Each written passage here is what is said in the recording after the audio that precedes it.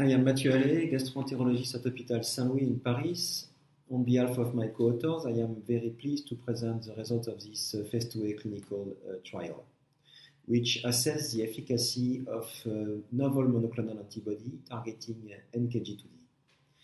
NKG2D is an activating receptor expressed by several subsets of T cells, including CD8, gamma delta T cells, but also innate lymphoid cells such as NK cells. We have also demonstrated an increased expression of NKG2D on CD4 T cells in Crohn's disease. There is, furthermore, an increased expression of NKG2D ligands on the epithelium of IBD patients. NKG2D ligands are class 1b molecules named MICA, MICB, ULBPs. They are induced by cellular stress. Thus, we think that the NKG2D pathway could play a role in the overactivation of effector T cells in Crohn's disease.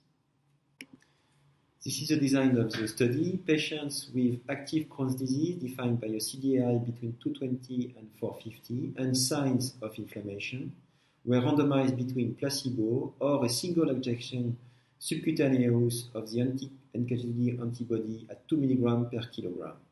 The primary endpoint was change of CDAI from baseline to week 4, and the secondary endpoint were change of CDAI from baseline to week 1, 2, 4, 8, and 12. The primary endpoint was not reached because there was no significant differences on the CDAI at week 4.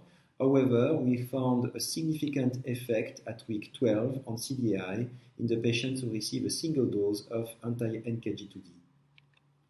Interestingly, in the post-hoc analysis in the non-failure group of patients who didn't fail previously to anti-TNF, we found a significant effect on the CDAI between placebo group and anti-NKG2D at week 1, 2, 4, 8, and 12. An exposure response analysis was also performed, as demonstrated on this figure, and we found that those patients who had the higher concentration between week 0 and week 4 were those who had a higher drop in the CDAI. This analysis suggests that higher dose of the compound could induce higher rates of remission. The safety profile of the compound was good, with no safety signal in terms of number of adverse events, including severe adverse events.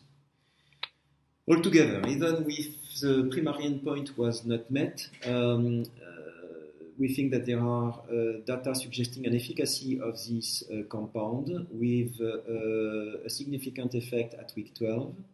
A post-hoc analysis performed in the subgroup of patients who had no previous failure to anti-TNF demonstrated significant improvement in CDAI from week 1 to week 12.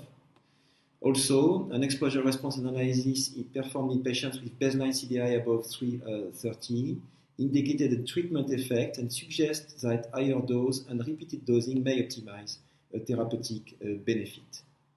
The compound was well tolerated with no evidence of immunogenicity, and altogether these data supported the development of this compound, and there is an ongoing phase 2B clinical trial with this compound in Crohn's disease.